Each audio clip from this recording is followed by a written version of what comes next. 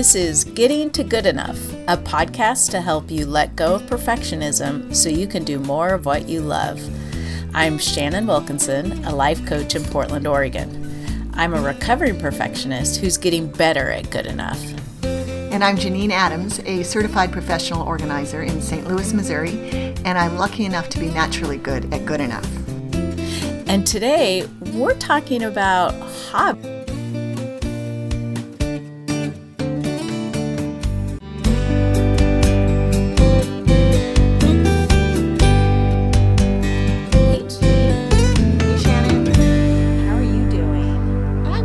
About you?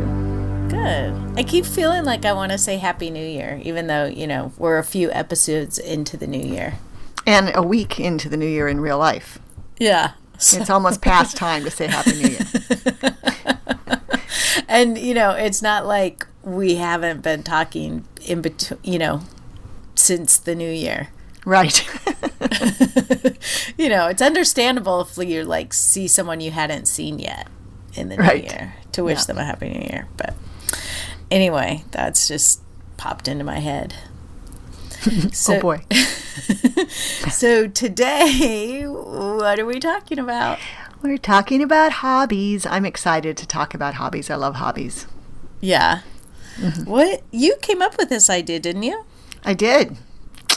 I think I was knitting when I came up with the idea, and I was trying to decide whether probably something happened in my knitting. And in knitting, you always have to decide if you're going to unknit and redo it or just let it go.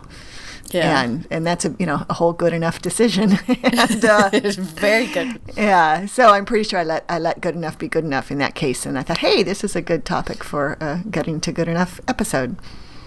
Yeah. And I think when you brought it up, at first I thought, what would we have to talk about? And then I shockingly realized that I think pretty much every hobby I've ever had has been marred by perfectionism. Wow, that's quite a statement. Yeah, well, I was trying to think if there's ever been anything that that hasn't been impacted by it, and I can't think of it, except for scratching my kitty, which I'm doing right now. There's no imperfect way to do that. No. Well, if it is imperfect, she will let me know right away, and then I just do it differently.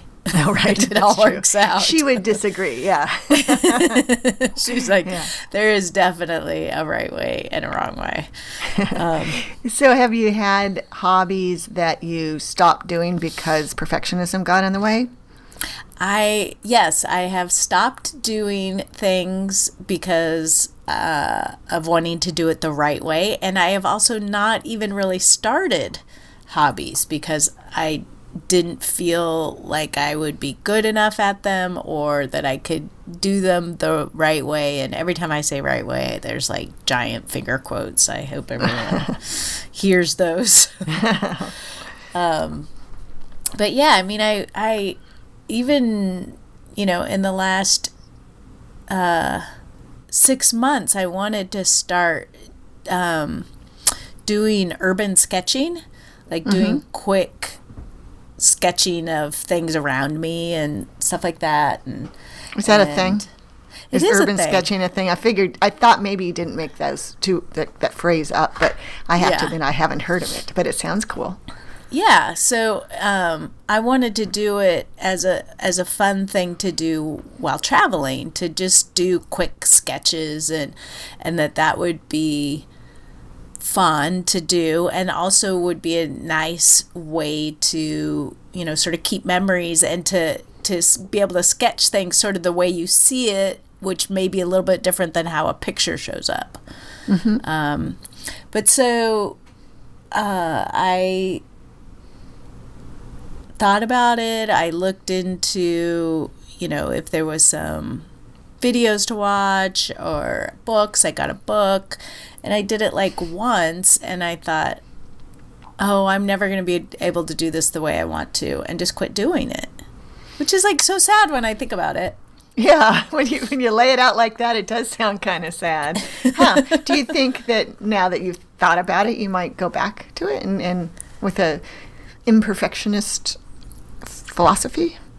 Yeah, well, and really that's the whole point of it, is just to do, like, this isn't a laborious art project. This is a 5 to 15 minute sketch. Mm-hmm. And yeah. So it makes me want to get back to it. Well, that's good. But that's a great example of, I mean, I have to say that maybe it's a belief I need to let go of, but I'm so bad at drawing that just doesn't sound remotely fun to me. It sounds like miserable. But I'm sure I've told you that one time many, many years ago, we were playing Pictionary and I had to draw a sofa and nobody on my team could recognize what it was. I didn't remember that it was a sofa, but yeah. So it's so that's not a hobby I can personally relate to, but I think that sounds really cool, and it reminds me of my favorite book, Time and Again. You read that, right? By Jack Finney? Yeah. Remember, it's illustrated. Yeah. There's illustrated by the time traveler who sketches what he's seen. Do you remember that part of it? Right. Yeah. And they're like pen and ink line drawings, aren't they? Uh-huh. Yeah. Yeah. That's the kind of thing that I want to do. Yeah. Very cool. And maybe you'll time travel, and then it would be really cool. And if I'm allowed to, and I may not be, because the rules of time travel differ in different circumstances, I'll tell you about it. Well, I was hoping that you were going to say you'd bring me with you. Well, if that's possible, I will. Yeah, if that's possible. And I won't sketch, however.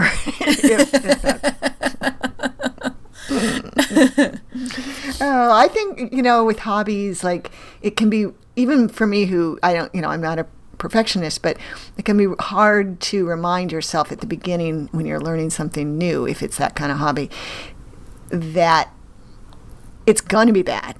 And it has to be bad, and virtually until, and when the more you do it, the more pleasing it will be. Right. And I'm going through that right now because I've taken up hand lettering, and so I'm trying to.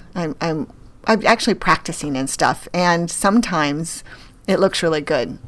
Well, pretty good, and sometimes it looks really bad. But I'm still trying to enjoy it and not feel bad about the bad exercises and so forth, because I know it will get better, and then I'll be really happy. In fact, I keep trying to remember. What am I trying to say? I haven't thrown away everything, because I think at some point maybe it'll be so great that it will be hilarious to see these early efforts. How's that for optimism?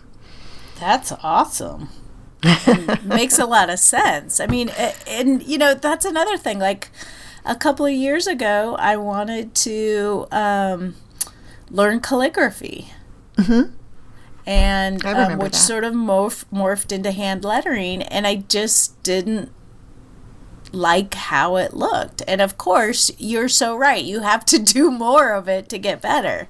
Especially with calligraphy. I mean, your handwriting is so nice. So your hand lettering is probably naturally more easy and better from the get-go than calligraphy, which is harder. Mm-hmm. But so did you still keep with the calligraphy? No, of course not. No.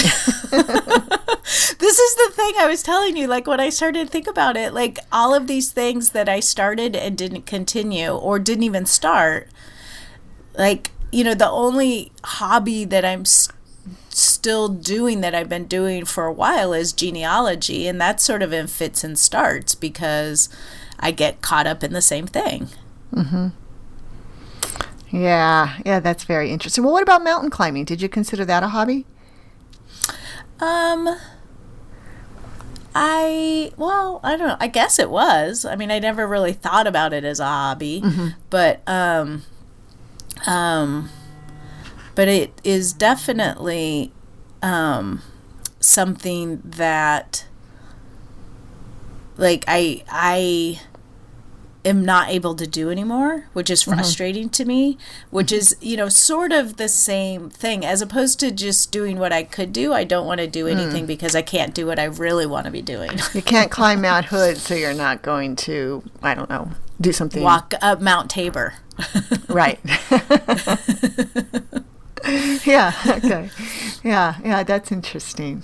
Well, and just for people who don't know, Mount Hood is like a 12,000 foot mountain that's a serious climb, and Mount Tabor is a hill in Portland that, is pretty, it has a road to the top. I was going to say you can drive to the top of Mount Tabor, yeah. right? Yeah. And I think it's like, 800 feet at the top. But yeah, you could take a walk up to the top of Mount Tabor in the spirit of mountain climbing if you so desired. You're capable of that. Yeah. So I started knitting as an adult in 2005. So gosh, that's almost 15 years now. And when what? Yeah. I just want to remind you of something. Do you remember why you restarted? Yes, from you. Yes. I actually had forgotten. You like you started to learn to knit or relearn or started knitting again. Yeah. And I thought, gosh, that looks like fun. And so I jumped in, and then you quit. Yes. It's a theme. This is so sad and embarrassing. Oh, you shouldn't be embarrassed. No, don't be embarrassed. But that's right. You didn't last very long with it. And did you quit because it wasn't perfect? Well, or did I you quit just not because like it? I liked it, but I quit because it seemed hard. And again, it's one of those things that, like, the more you do it, and I started by taking a class, which was awesome. And I knit a project in class, which was a felted hat. And then that's a challenging thing, a felted hat. It's hard to get it the right size, I would think. To felt it to the right size. No, as I recall, you just find a bowl that's approximately the size of your head. And I guess heads are close enough that the pattern can be. And it's still a little bit stretchy and. Yeah. Okay. Sorry. I diverted. That's okay. So I made one hat in the class, and then I made another hat based on the pattern after the class, and then I think I knit like one other thing that I just tried to do on my own as opposed to following a pattern, and like I did not get it right. And then like I started looking at patterns, and it had been long enough that they looked like Greek to me. And I didn't want to try to figure, like, it just seemed too hard. And hobbies are supposed to be fun and not hard. Right. So, yeah, although, it's not hard. I don't think, knitting. Right. Right. It can be very easy. It can be very simple. I mean, like, I think if I tried to knit something without a pattern, though, I'm definitely a pattern follower, I've never even tried to knit something without a pattern, literally. And I do this all the time. I knit all the time. But I know that when I started knitting, thank you, Shannon, for inspiring me to do that. I think somewhere around here I have my first project, which was a garter stitch, just all knitted over the crossbody bag, which actually looked kind of cool, made out of cotton yarn. If any knitters are listening to this, they're just cringing. And I think because it looked kind of cool. I mean, it wasn't terrible. And then I put something in it. Oh, God. It looked terrible. It just stretched. And I mean, it's a ridiculous project. It was from a pattern. But I would sometimes when I'm thinking about knitting, when I'm knitting, I think about process versus like the result. Like, do I pick a pattern because I think it's a really cool thing that I want to have when it's finished, or do I do it because of how much I'm going to enjoy doing it? And sometimes ideally it's a combination of both, but I definitely fall on the process side, because if a beautiful lace scarf might be lovely, but knitting, it's going to kill me, and I didn't sign up for that, right? So, right. Yeah. Well, and you like to knit in combination with watching TV or doing something else or talking to people or right. Whatever. So you it sounds like it makes more sense for you to knit things that aren't super complicated. That's true. Although, yeah, that's true. I'm skilled enough to do other kinds of complicated things, right? Relatively complicated things, cabling and shaping and stuff. But lace knitting, I did that.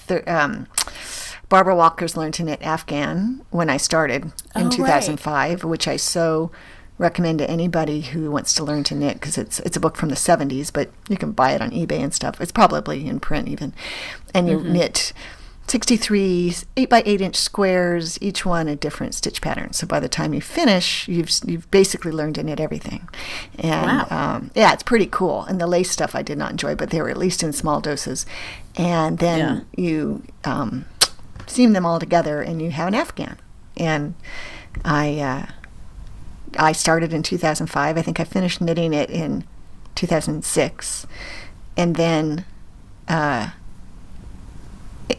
tried to. Then in 2009 or 8, I knit the squares together, and then when that was done, I decided to knit a border around the whole damn thing, and that's where I stalled out completely, because that was way too unpleasant. And so it literally sat in a bag for, I guess 7 years, and then last year, or 2017, I paid someone to sew a border on it and a backing on it. Boom, and it's done, and it's beautiful, and it's warm, and I use it. So that's awesome. I'm not exactly sure what the point of all that is, except things can take a long time, and in this case, I didn't give up. Well, and that was sort of a combination. That's the con word I wanted. A combination of both process and finished result. So it was a project that the process interests you and was at the level of ease or difficulty that you found enjoyable, and then also you ended up with something that you really like at the end. Yeah, right, exactly. Even if it took 10 years, more than 10 years, 12 years. Although time flies, it didn't feel like 12 years. Oh, that's funny. But that's a good point, though, to sort of start at, like, to find the entry point that is as enjoyable and challenging as you want. Because I think that's something that trips me up a bit, is that I mostly want to do something because it's challenging, because, if it was easy to do, it wouldn't, I don't know, it's not as appealing. But if it's too challenging, then it's not so fun. Right. And I'd say in general, knitting is a great hobby, or other handicrafts, because typically they can be as easy or as hard as you want. Right. You can start out just knitting, and knitting a scarf with all you do is knit every stitch. That's easy. I mean, it isn't easy. Actually, it's the easiest thing you can do in knitting. It can be hard. I shouldn't say because until you learn how to do it, the process of learning isn't necessarily fun. I don't know. I had been taught by my mother or grandmother, so I had muscle memory. And then somebody on Facebook mentioned recently, somebody I went to college with, that I taught her to knit in college, which I have no recollection of. I mean, I don't remember knitting in college. But. Really? Because I remember you telling me that, like, you all used to knit in your classes. Yeah? I remember people knitting in class. I definitely remember people knitting in class. I don't remember being one of them, but I guess I was. Obviously. Yeah. Oh my gosh, my memory. Huh. I only have room in my brain for a certain number of things, and that fell out. Yeah. That was not information you needed to retain. Yeah. But luckily, for whatever reason, it was information I needed to retain. Yeah, that really helped you out a lot. Hanging on to that one. Oh, that's funny. So when I started knitting, I went crazy at yarn stores, right? Because yarn is so nice, and I built up quite a stash, and I would just go to the yarn store and buy yarn, not even knowing what I was going to do with it, which I never would do now. And then I had this whole organizing, like a whole organizing situation that had to happen. and I tell you, 2 years later, I think it was 2007, when I got my ultimately wonderful system of organizing my yarn stash using Alpha drawers. But I tell you what, I am still knitting from the stuff I bought back then. I mean, oh my gosh. Yeah, luckily it's organized. But yeah, I just finished a project with yarn from that Afghan, as a matter of fact. Oh my God. What kinds of things are you knitting these days? Well, I'm just about to start some they call them pulse warmers, like fingerless mitts, fingerless gloves. Oh, yeah. Which is from this yarn I bought at the farmer's market in Walla Walla when I was there in September. It's alpaca yarn, and the woman who sold it to me raised the alpaca, sheared them, and spun the wool. And oh my gosh. She wrote the name of the alpacas on the yarn band. Oh, I know. And it is the softest thing. And I started working on it last night, these mitts, and I had to learn a new technique. So that was kind of nice. I didn't have to, but I decided to. And I thought, wow, all these years into it, and I get to learn new things. So, I mean, there's tons of things I can still learn, but it just is a different technique for knitting small things. So, and you know, I still like knitting hats. I promised my niece I'd make her a hat, but luckily it's summer in Australia, so I have some time. You have some time. Yeah. Oh, right, and then the famous brain hat. Right, the famous brain hat. Forgot about that. Yeah, I know. Oh gosh, I did too. I forgot that we talked about my knitting already on this podcast. I hope I'm not boring people. Well, I think we've had at least one listener who said that they were inspired to take up knitting again. Really? Based on listening to the podcast. Yeah. Oh, well, that's a thrill. Wow, that's excellent. Yeah. So I'm sort of I'm knitting, but I'm also doing hand lettering in my spare time. Yeah.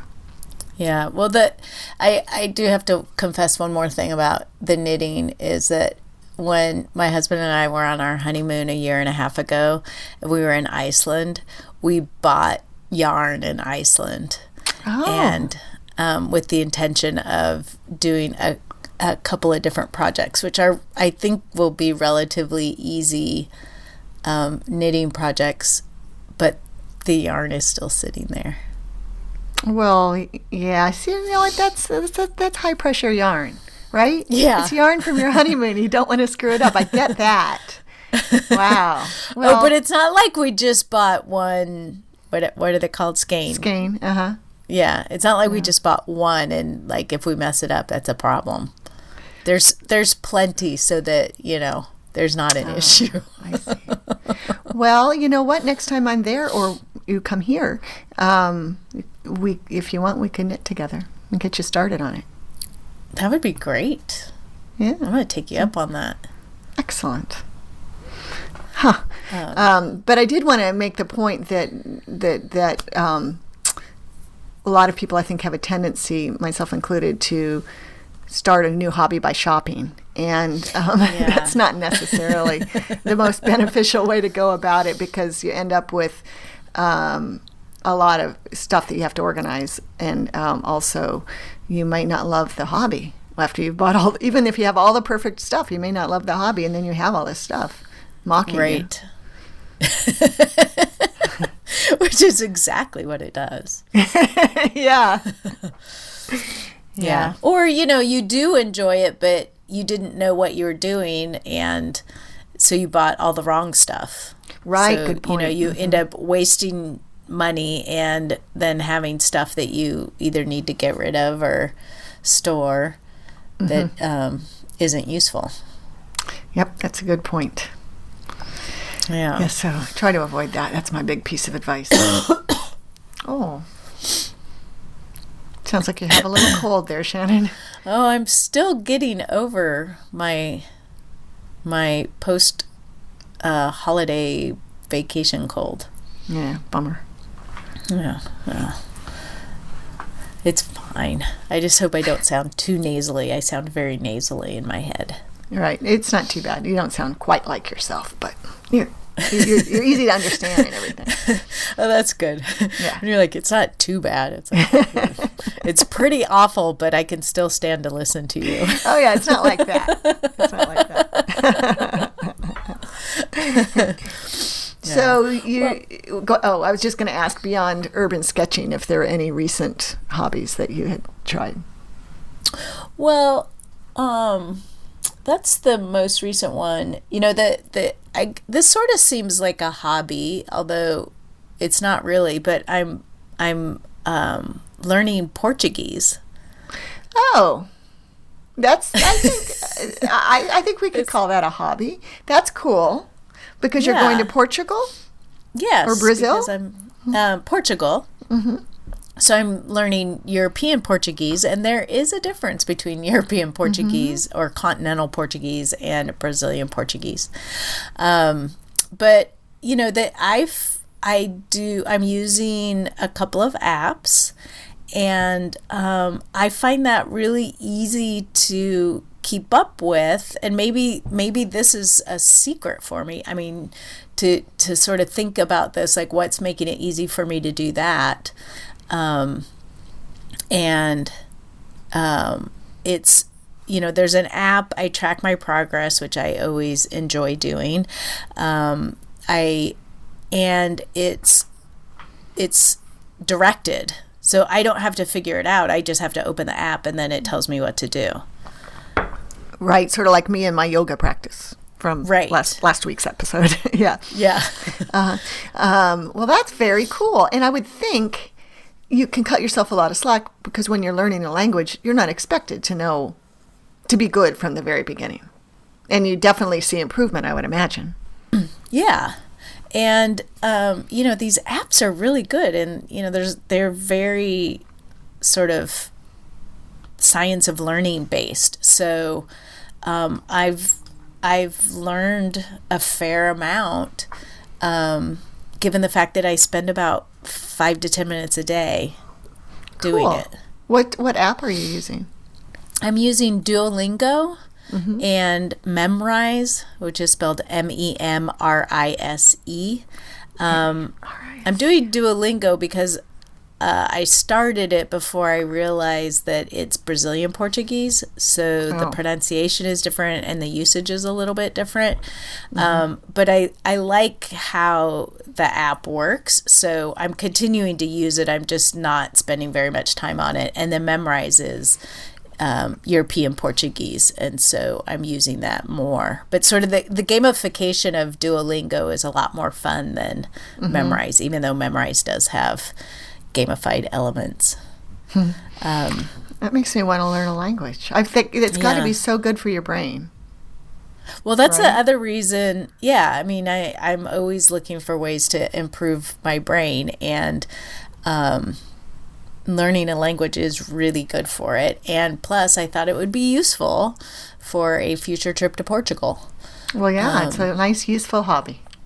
Yeah. But I, you know, as I'm just sort of thinking it through, the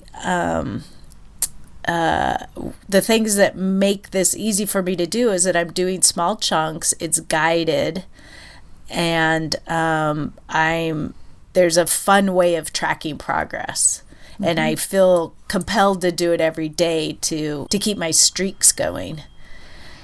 And I realized that, you know, if I could build that into the other things that I want to do, to, you know, make it small, manageable chunks, and, you know, find some way that it's sort of guided so I don't have to think about it. And then that will help me do it. I was so bummed over vacation. I missed a day. And I ended my 28-day streak on Duolingo. You know, when your routines get shaken up, that just, yeah. But you can start right back up again, right? Yeah, You did start right. I started right the next day, and I think I'm now at I can't remember, a 12 or 14 day streak. I think 12-day streak. Yeah. So, but just sort of identifying those things that make it easy for me to do. Mm-hmm. And it sounds like fun for Yeah. you to do. Mm-hmm. Yeah, that could help me do the other thing that I want to do.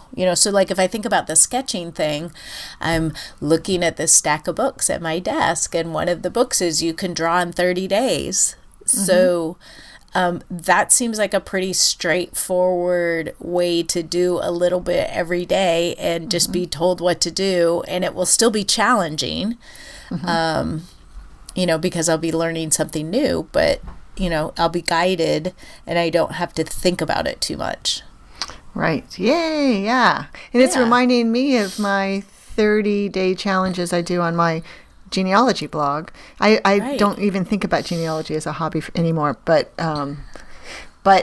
it's because I make money with it now. But so it isn't maybe technically. Anyway, I do these 30 by 30 challenges where I challenge the readers to do 30 days of genealogy, 30 minutes of genealogy every day for 30 days. And I get great response. I've got all sorts of people signed on, and just doing a little bit every day, you make this huge progress. I don't offer the telling people what to do part of it, but that's an idea. That would be difficult to do it with that. Although, you could like come up with a theme for the 30 days and maybe give a little bit of guidance if you wanted to get into that. Right. But people just say what they're planning to work on, and then it's just the idea that you're making a commitment and starting a chain to do it every day for 30 days. And 30 days is such a nice time, I think. Mm-hmm. Because it feels doable. I just had a Janine moment because I thought, I should do that. But, it's not the first anymore. You can jump right in. That's right. Don't be like me, Shannon. Start it right now. Are you talking about my 30 by 30 challenge? Is that what you mean? Yeah. Yeah. People are signing up still right now. So feel free. Mm-hmm. Well, because I shared with you, I have a new thing that I want to research because I'm going to do an in-person visit to ancestral homeland of Spartanburg, South Carolina. And so there's a lot I want to research before I get there, so I know what to do once I'm there. And when are you going? I'm going in the middle of February. Oh, soon. Yeah. Oh, yeah. You should sign on for the 30 by 30. Do it every day. Do a little bit every day. And we can talk more about it, but that's so exciting. But the more you do between now and then, the better off you'll be when you get there. Yeah, I think so. That's exciting. All right. I'm signing up for it. All right. Make a comment on my blog, please. Okay.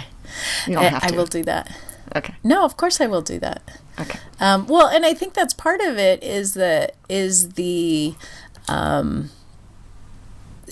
stating my intention, telling people that I'm going to do it, which helps me stick with it and will help me stick through the hard part.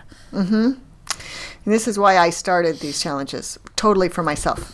When I started them 4 years ago, it was like because I was having trouble getting myself to do research frequently, and I like public accountability, so it's worked out really well. And I've done it every day since January 1st. On January 1st, all day I meant to do research, and then it was like 8 o'clock. I was closing up shop in my office, and I thought, I guess I won't do any. And then I'm like, wait a minute. I told everybody I'd start a 30 by 30 challenge today. So I not only had to write the blog post, I had to research, and I did. Woohoo! Yeah, and now way to pull it out in the end. That's right. I didn't. Or at the beginning. Right, end of the day, beginning of the challenge. Yeah, so I've done it every day since, and I'm really enjoying it. It's just nice to make it a priority. Yeah, well, and that brings up another point that if people are getting sort of stymied about starting or keeping up with a project or with a hobby, is to designate what counts as doing it.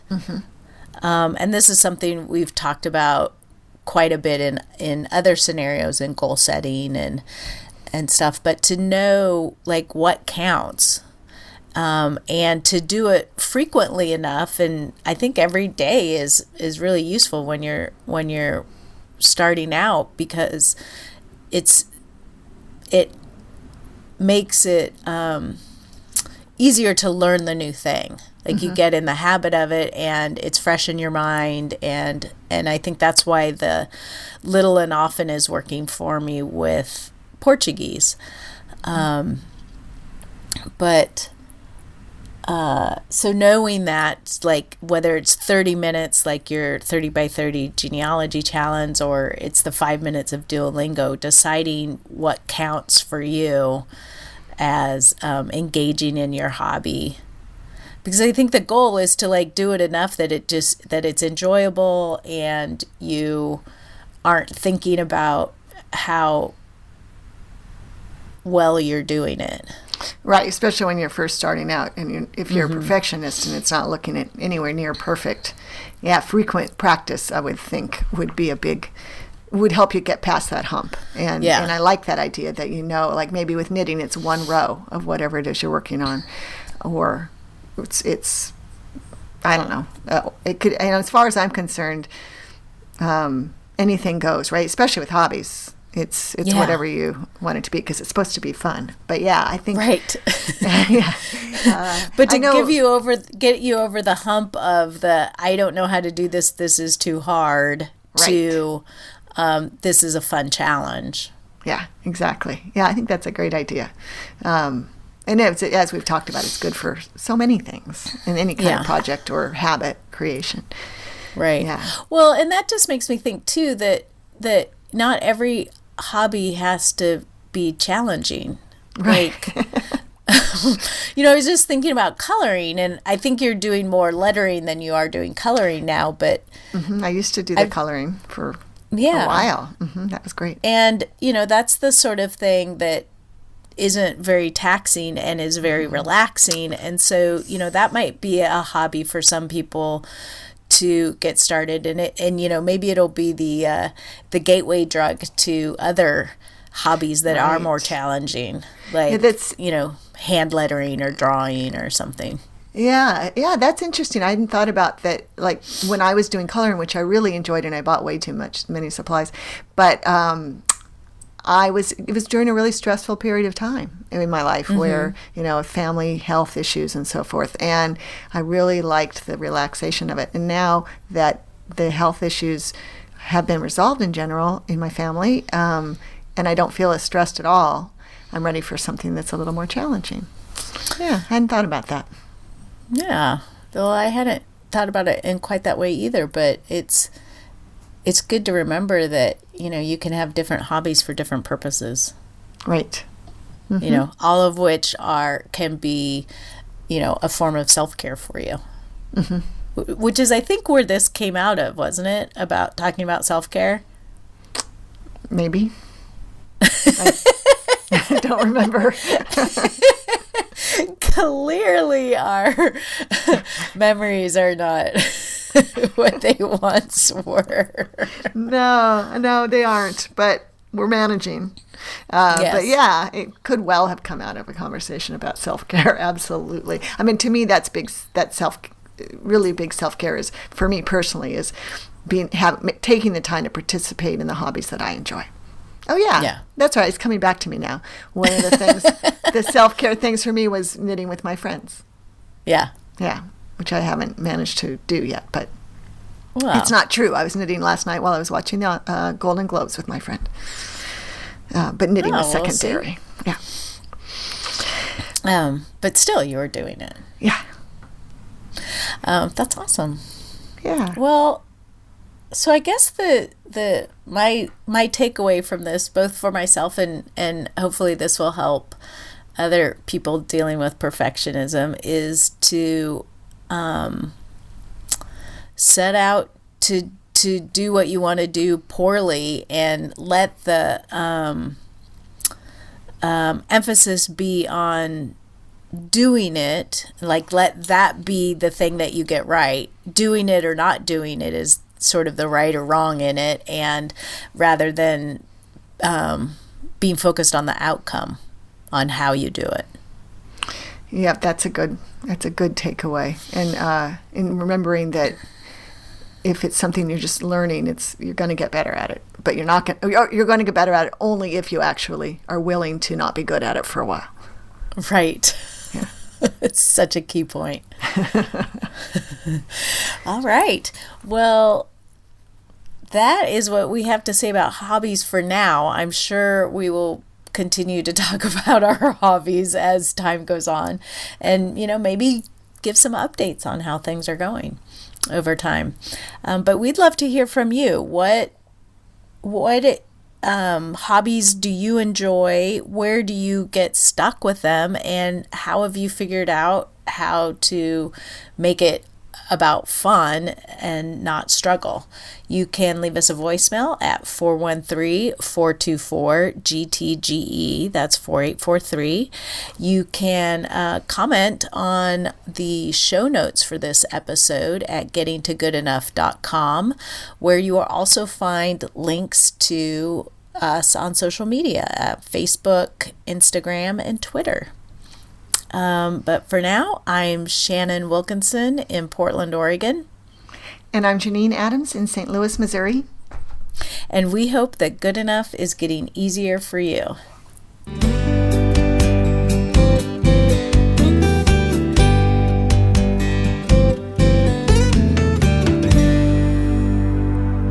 Now I'm kind of excited to do all the stuff.